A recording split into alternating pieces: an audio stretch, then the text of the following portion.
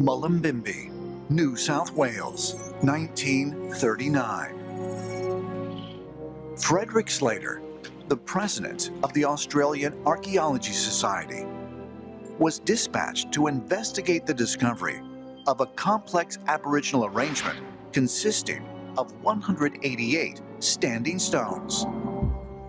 Slater dubbed the formation the Stonehenge of Australia and became convinced that it was one of the oldest temple complexes in the world, predating those found in Europe and the Middle East.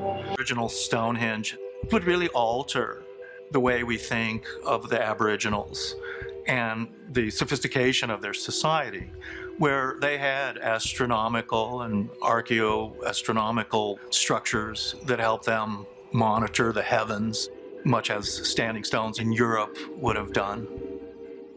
My description of Australia's Stonehenge comes from JB when he showed me where it stood from the maps and written descriptions of it from 1938.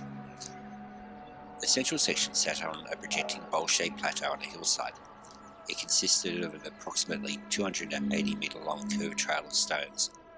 Most of the stones were set about 1 metre apart, some stones grouped together. At the north and south end of the trail were 2 stone rings bisected with crosses. Each ring was 20 metres wide and the circumference was over 60 metres. At the outer circle of the rings, the stones were set apart every 3.6 metres. In comparison, the circumference of the Sarsen circle of the England Stonehenge is 90 metres. Each of the 2 circles of the Australian stone arrangement is a third smaller than its English cousin, but together they would make a much larger arrangement. Could the so-called Aboriginal Stonehenge provide insight into the other stone arrangements found scattered throughout the world?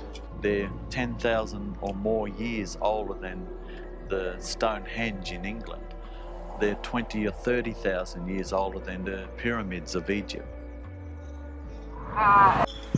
It also demonstrates the ongoing knowledge from basically 10,000 years to beyond 2013. And that is mind-boggling to even consider. It brings back the foundation on how to live with each other in understanding the new world and old world together. Women's story has come into fruition and we want to embrace it for the rest of the world in peace and harmony. So we say, Manya.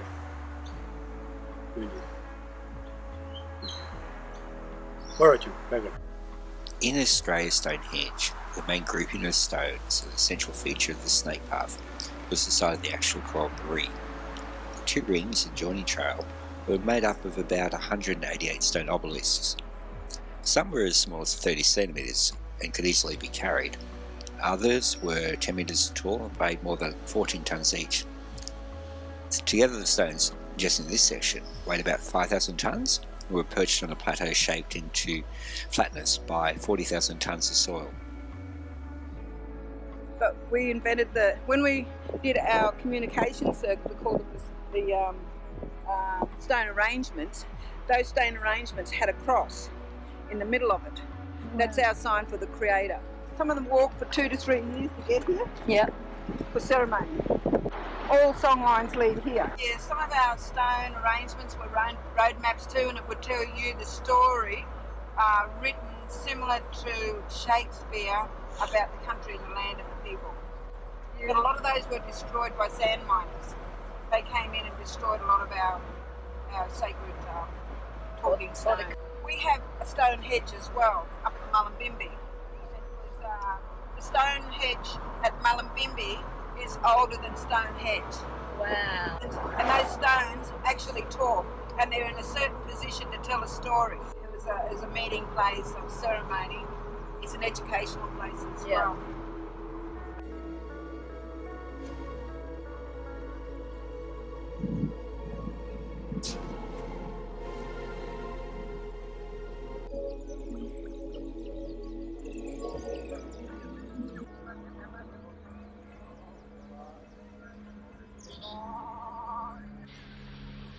The city-getters reached a clearing where the stone arrangement stood.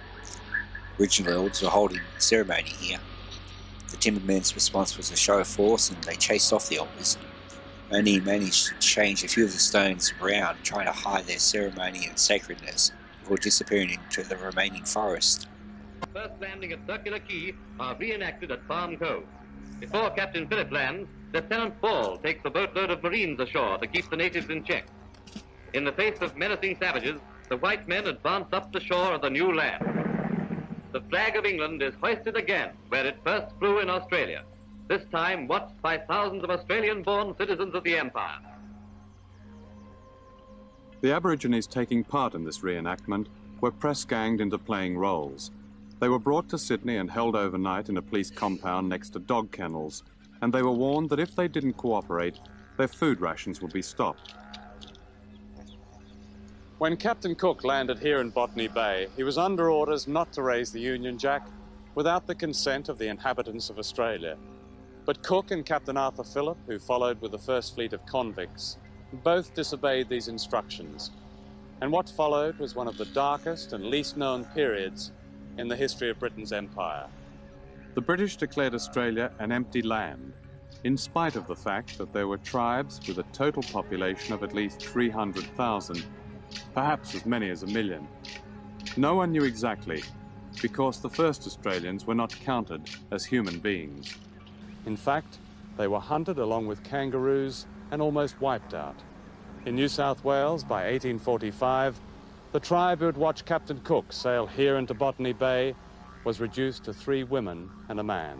Indeed, in the 1930s, there were massacres around here. And in Queensland, they were called nigger hunts. And I've heard white men only 5 years ago recalling their days in the nigger hunts. And yes, they justified murdering us because we didn't use the land the way they did. And as I say, it was an utterly calculating attitude. They wanted our land, and to get our land, they had to get rid of us.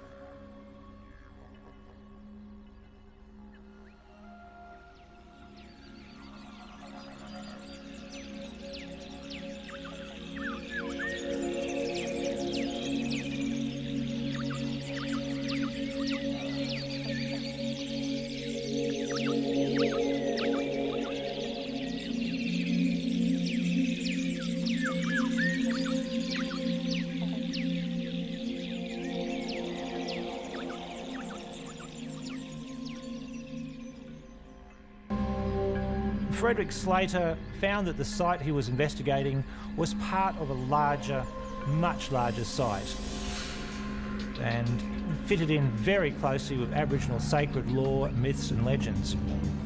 He took a massive leap and started declaring that in ancient times in Australia, the Aborigines were more advanced than any culture that he could recount on the planet. Declared almost insane by the rest of the academic community. The landowners were so terrified of the controversy that it implied that it was pretty much destroyed by bulldozers.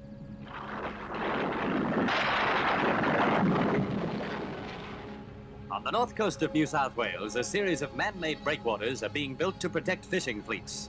In some cases, costs are kept down by blasting and crushing rock to make the concrete blocks for the miniature harbours. But the project is still costly. Conveyors like these take the rock to be crushed to the correct size, and from the crushers the rock goes direct to huge mixers where it becomes concrete and is poured into giant molds, 40 tons at a time.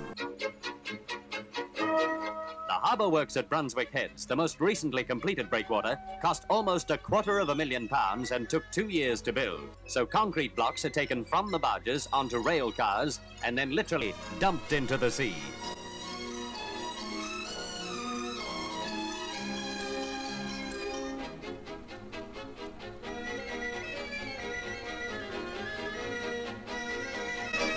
This is Brunswick Heads, 7 miles by sea from Byron Bay. Once the entry to the harbour was dangerous and shallow, with a reef and half-hidden rocks to add hazards.